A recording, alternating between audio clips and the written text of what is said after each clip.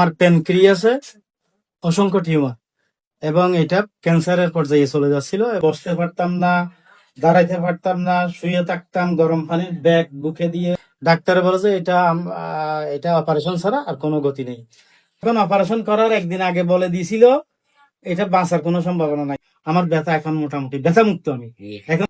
আসসালামু আলাইকুম রহমতুল্লাহ বরকাত। সম্মানিত দেশবাসী, আমি cancer specialist doctor SM. Sarwar. বিশেষ করে আমরা হোমিওতে বলে থাকি সিমিলিয়া সিমিলিবাস কিউরান্টাস, সাদৃশ্যে ব্যাধি মুক্ত।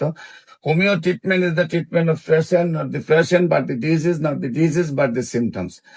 যেখানে আমরা এই কথা বলে থাকি 4 ডিফারেন্ট সিমটমস অ্যাডজাস্ট হলে যত বড় রোগী হোক না কেন ভালো হয়ে যায়। সেখানে সারা ওয়ার্ল্ডের রোগীরা, যেখানে ডাক্তাররা বলেন যে ক্যান্সার ভালো হয় না, আমরা বলে থাকি ক্যান্সারও কোনো রোগ নয়, ক্যান্সারও সম্পূর্ণ ভালো হয়। আমরা এমনই একজন রোগীর সাথে আপনাদের পরিচয় করে দিচ্ছি। আপনার নাম? আমার নাম মোহাম্মদ আনিসুর রহমান। মোহাম্মদ আনিসুর রহমান। আপনার পিতার নাম? মোহাম্মদ ইসহাক। মোহাম্মদ ইসহাক। আপনার মাতার নাম? সবুরা খাতুন। সবুরা খাতুন। আপনার গ্রাম? আমার গ্রাম সুন্নাপাড়া, উপজেলা আনোয়ারা, জেলা চট্টগ্রাম। গ্রাম হলো সুন্নাপাড়া, জি। উপজেলা হলো আনোয়ারা, আনোয়ারা, জেলা চট্টগ্রাম। জেলা হলো চট্টগ্রাম। আচ্ছা, আপনার কি প্রবলেম হয়েছিল, কোথায় কোথায় চিকিৎসা করেছেন এবং কিভাবে আপনি সুস্থ হয়েছেন একটু বলুন। আমি প্রায় 2 বছর ধরে আপার অ্যাবডোমেন, যেখানে পেটের উপরিভাগে নাভির উপরে ব্যথা বোধ করতেছিলাম। কোথাও রোগ ধরা পড়ে নাই, শেষে এক জায়গায় ধরা পড়ছে। আমার প্যানক্রিয়াসে অসংখ্য টিউমার এবং এটা ক্যান্সারের পর্যায়ে চলে যাচ্ছিল এবং ডাক্তারে বলে যে এটা অপারেশন ছাড়া আর কোনো গতি নেই। তো আমি অপারেশন করাইতে গেলাম, সমরিতা হাসপাতালে অপারেশন করাইছি। আমার প্যানক্রিয়াসের বডি এবং টেইল অপসারণ করা হয়েছে অপারেশন করে, এবং আমার গল ব্লাডারও ফেলে দেওয়া হয়েছে, অপারেশন করে ফেলে দেওয়া হয়েছে। এখন আপনি মুক্ত, টিউমার মুক্ত, ক্যান্সার মুক্ত, আর কোনো সমস্যা নেই। কিন্তু এর 3 মাস পরে আমার আবার ব্যথা শুরু হয়েছে। ব্যথা দিন থেকে দিন বাড়তেছিল, আমার অবস্থা খারাপ হয়ে যাচ্ছিল। আমি বসতে পারতাম না, দাঁড়াইতে পারতাম না, শুয়ে থাকতাম গরম পানির ব্যাগ বুকে দিয়ে, মানে শুয়ে থাকতাম শুধু। এরপরে আমার গ্রামের পাশের বাড়িতে আমার বড় ভাই এবং ওনার ওয়াইফ, এই 2 জন কেমো দিতে দিতে যখন একেবারে অবস্থা কাহিল, তখন আপনার ঠিকানা পেয়ে এখানে এসে প্রায় 4 মাস চিকিৎসা করে ওনারা ক্যান্সার থেকে মুক্ত হয়ে গেছে। 4 মাসের পরে যখন ওনারা পরীক্ষা করাইছে, ক্যান্সারের আর জীবাণু ধরা পড়ে নাই এবং ওরা স্বাভাবিক জীবন যাপন এখন করতেছে। ওইটা দেখে ওনারা আমাকে পাঠাইছে এখানে। এখন আমি অ্যালোপ্যাথিকে আবার গেছি ওইখানে, আবার পরীক্ষা নিরীক্ষা করানোর পরে সমরিতা হাসপাতালে, হ্যাঁ, যিনি পিজি হাসপাতালের চেয়ারম্যান ডক্টর মোহসেন চৌধুরী, উনি আমার চিকিৎসক ছিলেন। উনি আমার অস্ত্রোপচার করেছিলেন। তো উনি এখন ডাক্তাররা এখন বলে যে এখন তো আগে টিউমার অপারেশন আমরা যা করেছি অপসারণ করেছি। ঢাকা পিজির চেয়ারম্যান উনি।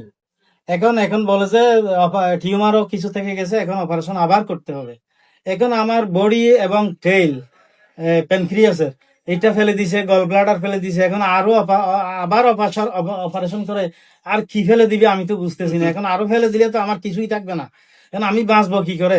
ওনারা প্রথমবারেই যখন অপারেশন করার একদিন আগে বলে দিয়েছিল এটা বাঁচার কোনো সম্ভাবনা নাই, তখন আমার কথাবার্তা বন্ধ ছিল।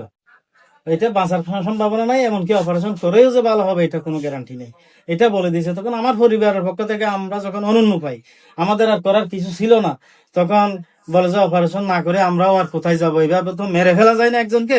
করেন যদি হায়াত তাকে আল্লাহ বাঁচাই, তাইলে আমাকে জিজ্ঞেস করা হয়েছিল কবর কোথায় দেওয়া হবে।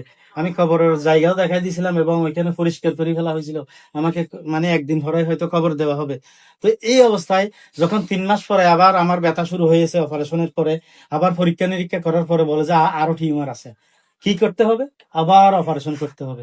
এখন একবার অপারেশন করে আমার অবস্থা কাহিল, জীবনটা যায় অবস্থা, মানে তখন আমি অ্যাবাউট টু ডাইং। এই অবস্থায় আমি এখন আবার অপারেশন করলে, আমার ওজন ছিল 80 কেজি, এখন অপারেশনের পরে হয়ে গেছিল 44 কেজি। এখন আপনার কাছ থেকে চিকিৎসা করার পরে 44 কেজি অবস্থায় যখন চিকিৎসা করছি, আপনার কাছ থেকে শুরু করছি, আজকে 3 মাসে অপারেশনের পরে আমার ওজন এখন 56 কেজি। আমি খাইতে পারতাম না, খানা পিনা খাইতে পারতাম না, বমি বমি ভাব এবং আরো অনেক ধরনের কমপ্লিকেশন আমার ছিল। ঘুমাইতে পারতাম না ব্যথার কারণে, এখান থেকে চিকিৎসা করার পর থেকে দিনের পর দিন, ডে বাই ডে, আমার অবস্থা, আমার শারীরিক অবস্থা আল্লাহ রহমত আলহামদুলিল্লাহ অনেক অনেক ভালো হয়ে গেছে। আপার অ্যাবডোমেনে যে ব্যথা ছিল, এখানে এত বেশি ব্যথা ছিল যেন সার্বক্ষণিক নন স্টপ ছুরি দিয়ে খোঁচাচ্ছে, একটা ছুরি দিয়ে এইটা আমি ব্যথাটা এত, আমি মনে মনে করছি আমার আর জীবনটাই শেষ, আর কোনো মনে হয় চিকিৎসা নাই, এই ব্যথা। কিন্তু এখানে চিকিৎসা করার পর আপনি বলছিলেন হয়তো একটু বাড়তে পারে, 10-12 দিন অথবা 15 দিন বাড়তে পারে, এবং এরপরে ইনশাল্লাহ আস্তে আস্তে কমে যাবে, এটা আপনি বলছিলেন। এবং আপনার কথা মতো প্রথম মাস চিকিৎসা করার সময় আমার ব্যথা একটু বেড়ে গেছিল।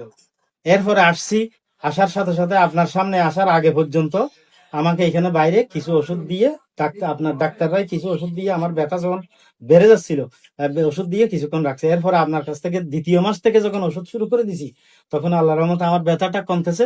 এখন তৃতীয় মাস ওষুধ, মনে করেন গত সপ্তাহে আমার শেষ হয়ে গেছে।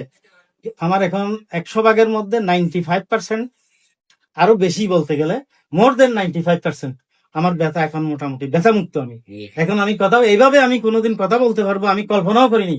এখন আজকে আল্লাহ আলহামদুলিল্লাহ আমি কথা বলতে পারতেছি, আমি ঠিক মতো খাওয়া নাওয়া খাওয়া করতে পারতেছি, আমার মোটামুটি ঘুম হচ্ছে।